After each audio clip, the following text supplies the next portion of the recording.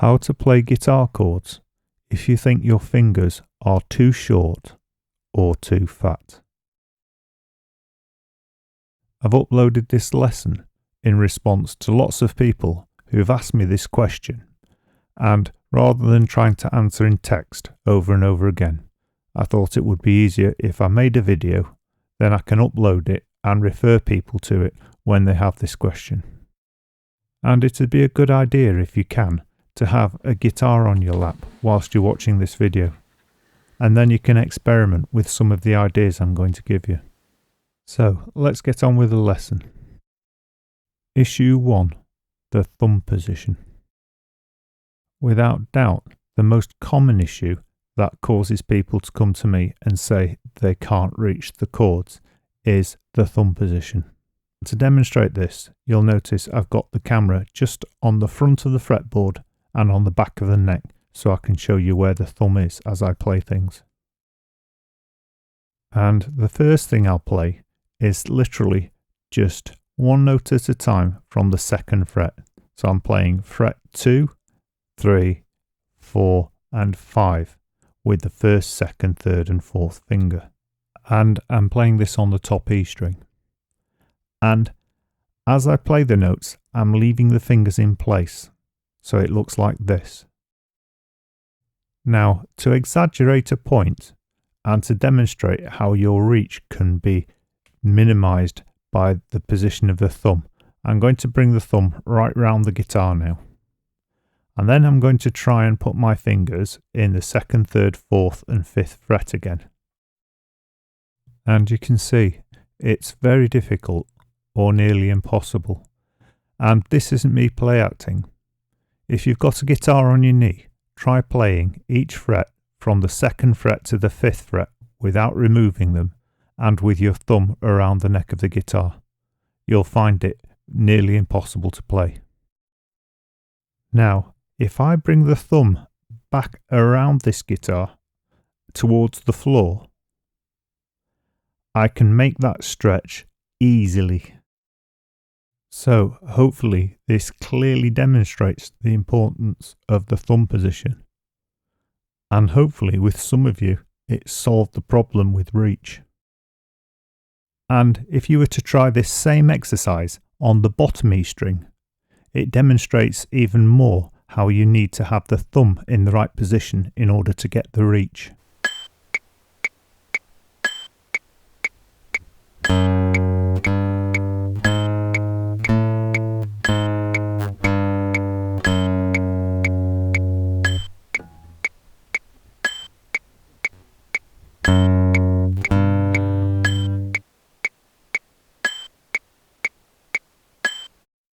Now, to practice this and improve it, and improve your reach, I really recommend you practice your scales.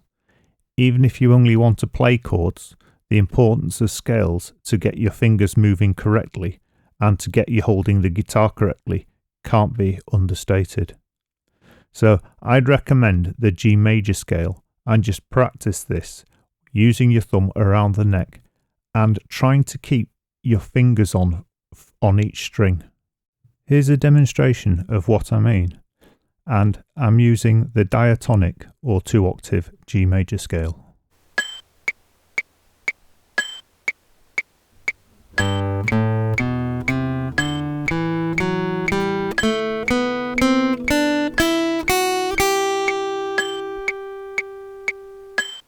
And I'll just demonstrate what I mean by this.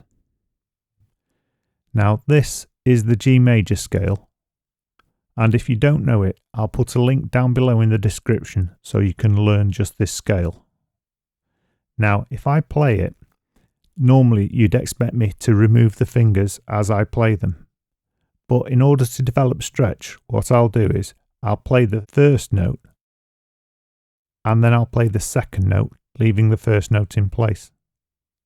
Then I'll remove the fingers to go to the next string, and on this string I'll play the first note and then play the second note, keeping the first finger in place, and then play the third note, keeping both the first and the second note in place. And I'll continue like this. And obviously, as you're doing this, it's important to use the correct fingers.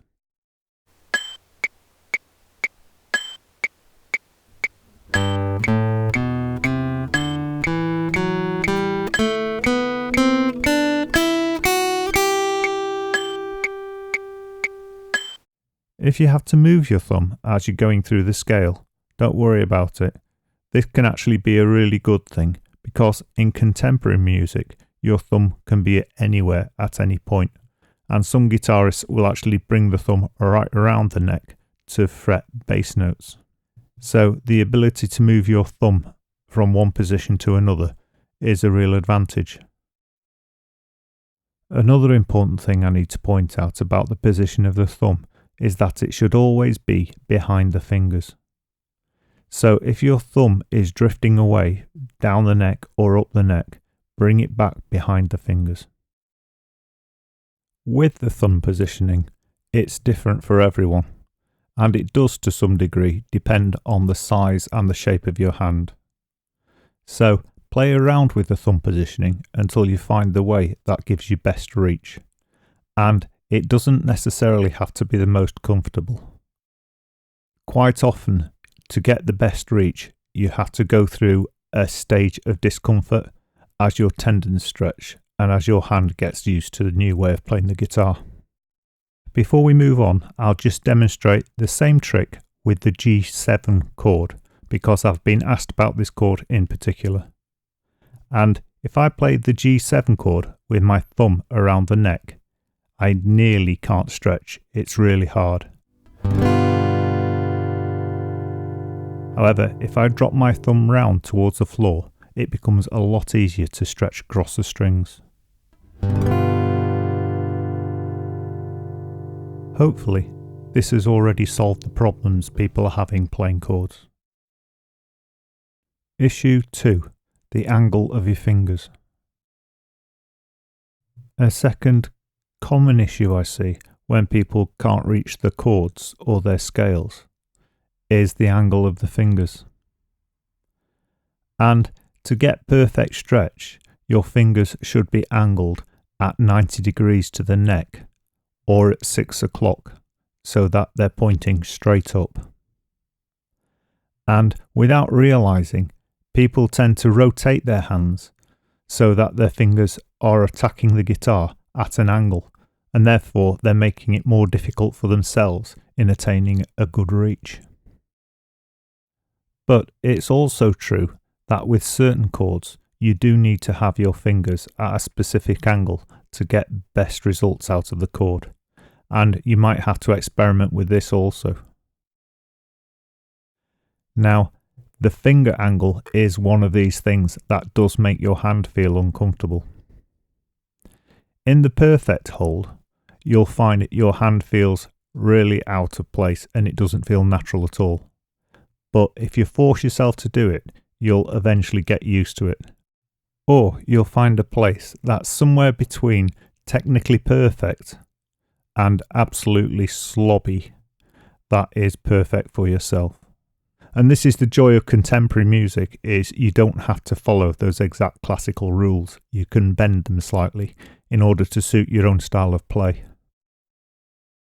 However, for the time being, you do need to experiment with getting things as close to technically correct as you can, especially if you're having trouble reaching your chords or your scales. And to help you get this, I'll play the G major scale one more time so you can take a good look at where I'm putting my thumb and how I'm holding my fingers.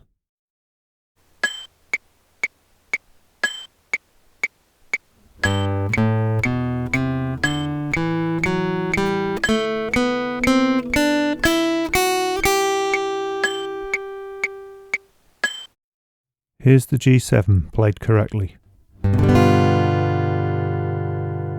Here's the G7 played incorrectly.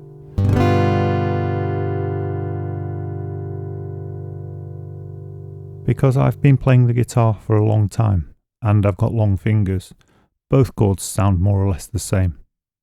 However, if you're just starting the guitar or you've got short fingers, using the fingers correctly can make the difference between the chord sounding correct and not being able to play the chord at all. A less common issue that can affect your chords. On your fingering hands, your nails should be short. And when you're fingering your chords and your scales, you should try to get your fingers as close as you can to being on tiptoes. And if your nails are too long, you won't be able to get onto tiptoes. And if you push hard to try and get the chord, they can also cause damage to the fingerboard of the guitar. Obviously, this only applies to your fingering hand, and it doesn't matter with your picking hand. In fact, you might find nails useful if you decide to take up fingerstyle.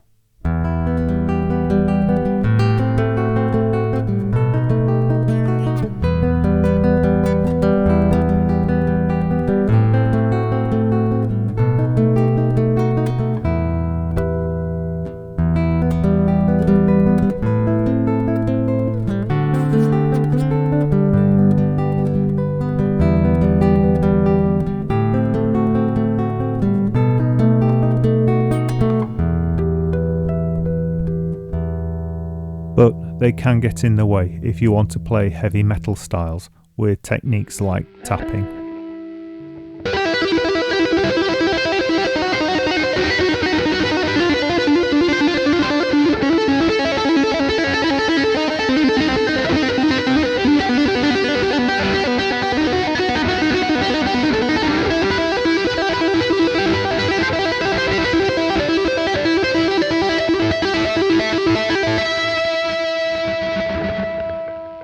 Obviously, in the future, I'll be teaching these two styles and these two tunes.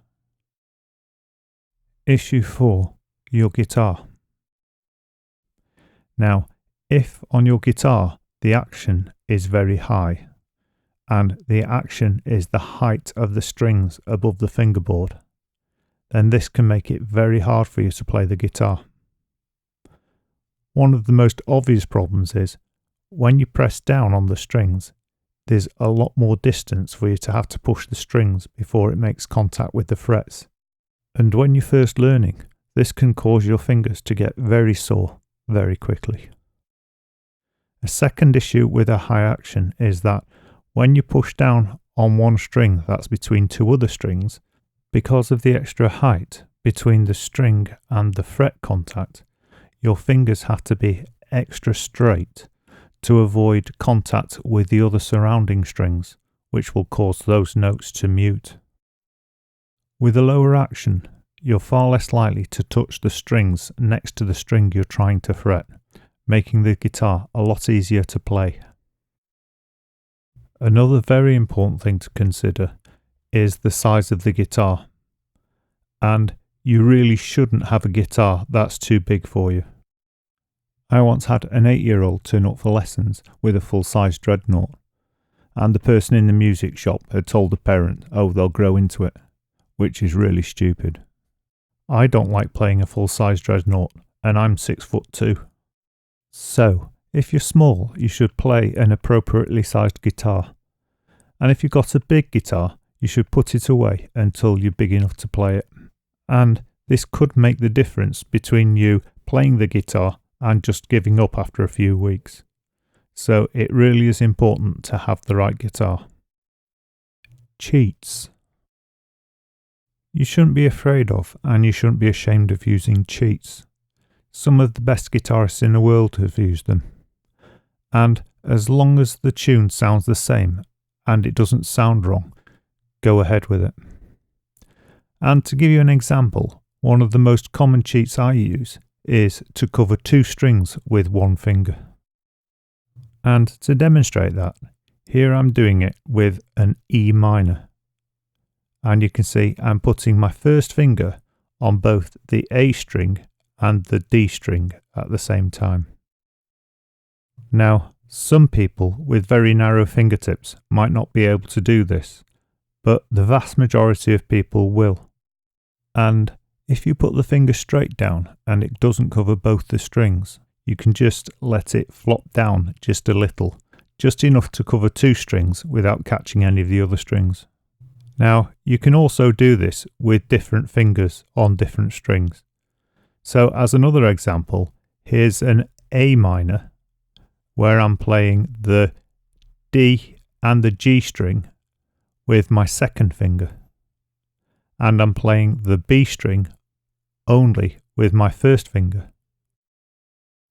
Now, remember, This technique is supposed to be a cheat, and really it's more useful for people with wider fingers who are ending up catching other strings that they don't want to catch. However, if you play the chord correctly, more easily or as easily as this, stick with that. There's no point changing. If you're having trouble playing the chords correctly, it's worth looking at this technique because it can actually improve your guitar playing quite a lot. Now, in this video, all I've done is looked at one or two ways to get chords that you can't get and given you some brief examples. However, the rest is down to you and a little bit of common sense. With any chords that you can't play or you're having difficulty with, you need to play around with the fingering and thumb position, etc. until you can get it right. And even if it feels horrible, stick with it and it will become more natural as you practice it. But remember, at the end of the day, the most important thing you can do is actually practice. And through practice, you can conquer anything that you think you can't play. And I guaranteed that because I've seen it so many times. Hopefully, I've covered most of the issues you might come across. However, the main thing to come away with from this video is to actually look at your hand, move your thumb around, and move the angle of the fingers until you can reach the chord correctly. And then try to remember the thumb position and the finger angle for the next time you come across that chord, and practice it that way. Even if it feels uncomfortable and unnatural at first, keep practicing and eventually you'll fall into it and it'll become quite natural and you'll do it automatically. Okay, I really hope that's helped you, and thank you very much for watching this video. And if you haven't already, please do like and subscribe because it does help the channel to grow. And if you want to go straight away to some more lessons, visit the website www.ebooksforguitar.com and all my YouTube lessons are there, free of charge for you to look at, and you can view the ebooks online for free. And on the website you'll also find the G major scale that we discussed earlier. Thanks again for watching.